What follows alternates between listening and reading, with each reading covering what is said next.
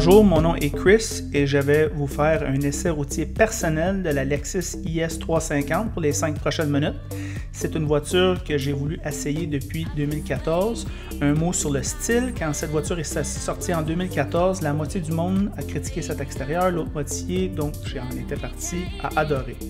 Maintenant, en 2017, je pense que tout le monde reconnaît à quel point il est réussi pour cette berline. Belle ligne, posture athlétique. C'est celui de la catégorie qui a le plus bien fait le mariage entre la classe et le sport, aucune question. À 57 000, tout équipé, il rivalise avec les turbos 4 cylindres allemandes, notamment Audi et BMW. Bien plus beau que Audi, je lui donne aussi une maigre avance sur ses rivales 3 et 4 de BMW. Les apparences sont cependant une chose de goût personnel. Voici la preuve que les plus gros mags ne sont pas toujours les plus belles. Lexus prend la médaille d'or encore une fois pour les plus beaux mags dans sa catégorie pour une 3e année consécutive. Et puisque la Lexus n'a pas de l'air grosse comme ses rivales, ses roues 18 pouces semblent très proportionnelles au reste de son apparence. Sa posture athlétique dans l'arrière rend le look plus sportif que ses rivales. L'espace du coffre est limité et les sièges 60-40 ne se plient pas à plat. Aucune ouverture pour les skis. L'accès est laborieux, ceux de moins de 6 pieds se feront bien une fois assis. Le cuir est de bonne qualité, mais il n'y a pas de port d'alimentation pour les appareils mobiles. La qualité de la porte est moyenne sans espace de storage. En avant, c'est la même histoire avec la porte, qualité moyenne. Les sièges m'ont par contre déçu, bon cuir, mais les appuis sont beaucoup trop serrés. Mémo à Lexus, ce type de banc est adoré par les adolescents et les chroniqueurs d'automobiles, personne d'autre. Ceci peut seulement éloigner des acheteurs potentiels, moi-même inclus. Les matériaux intérieurs sont de qualité moyenne, un bruit de caisse a été noté des fois après des manœuvres dures, cela me dit que Lexus a mis l'argent dans la fiabilité et non la finition. On utilise cette souris pour faire l'interface avec l'infodivertissement. Il est très difficile à utiliser. Utiliser son cellulaire est peut-être plus sécuritaire. Ses reproches majeurs à part, le sentiment du poste de pilote est inégalé. Le volant, l'instrument de bord et la basse position du conduite vous donnent l'impression d'être dans une voiture sport. La qualité du toucher de les interfaces sont moyens. Les bruits de la route et du vent sont raisonnablement modérés. La suspension est dans une autre ligue, très confort mais extrêmement sportif aussi, mieux que ses rivales allemandes. Et cette Lexus a la meilleure direction aussi dans la classe. Le moteur produit 306 chevaux et 277 livres de coupe combiné avec une boîte automatique 6 vitesses. Je pense que cette voiture fait un peu moins que 6 secondes dans le 0-60 et le bruit du moteur est excellent. L'économie de carburant est inexistante avec 12,6 en ville et 9,2 sur l'autoroute avec du super. Voyons comment il se comporte sur la route.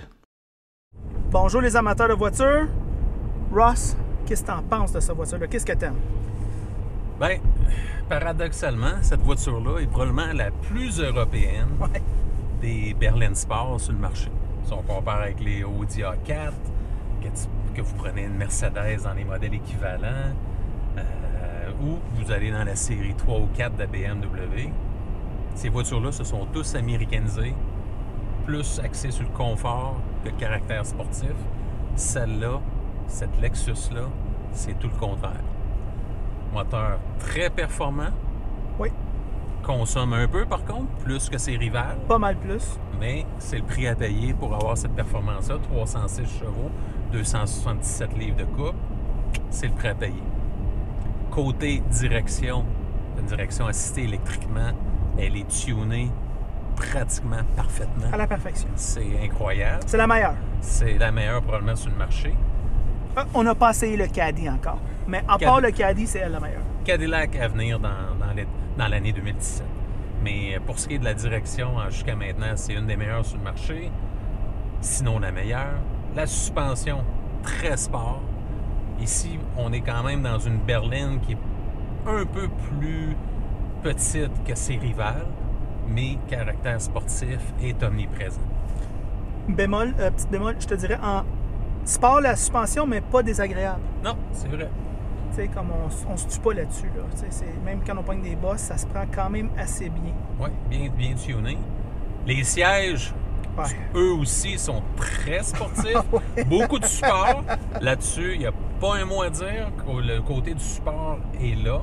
Par contre, si vous faites un voyage Montréal-New York, je peux pas vous garantir que vous allez être confortable et que vous n'aurez pas mal au dos.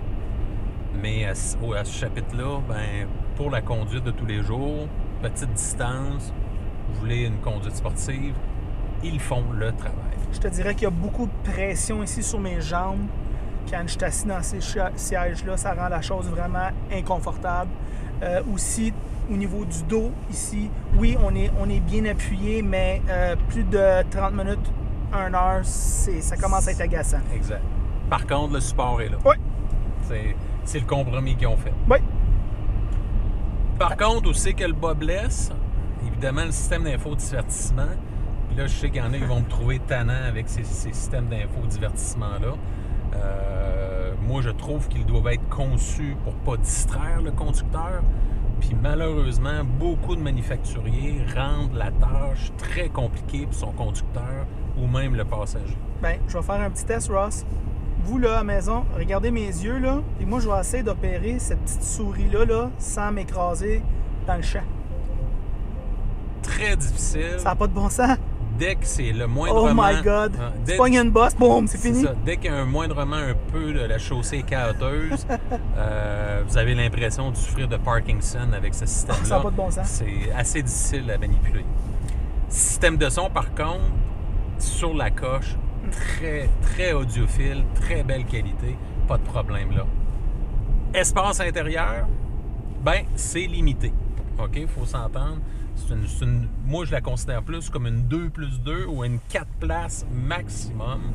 Parce que si vous avez 4 personnes de 6 pieds et plus, ils vont être très inconfortables. Ça va être très serré. Moins de 6 pieds, c'est correct. Exact. C'est comme les voitures de cette catégorie-là il y a 10 ans. Oui. Disons, l'espace qu'on a à l'intérieur de cette IS, ben c'est dans l'équivalent d'une Toyota Corolla là, en termes d'espace intérieur. C'est une compacte. C'est une compacte. C'est des compacts. Fait que, disons, BMW, Audi va vous offrir plus d'espace, un habitacle plus spacieux que ce qu'on a dans cette IS. Aussi, faut pas oublier ça.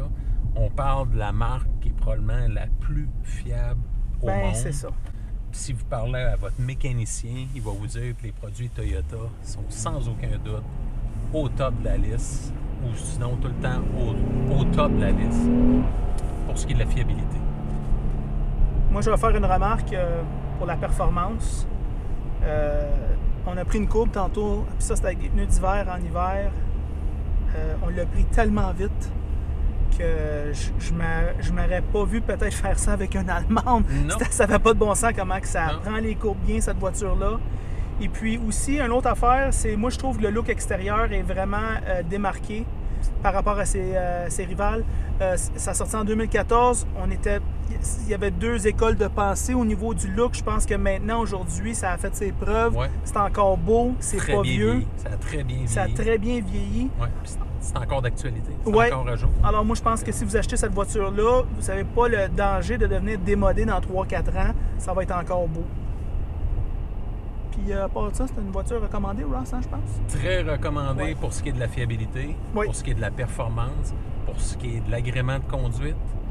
Par contre, si vous cherchez une voiture plus spacieuse, axée sur le confort, il faudra aller dans les Allemandes ou même peut-être d'autres japonaises dans la Cura qui vont vous offrir un confort là, supérieur et un peu moins sportif.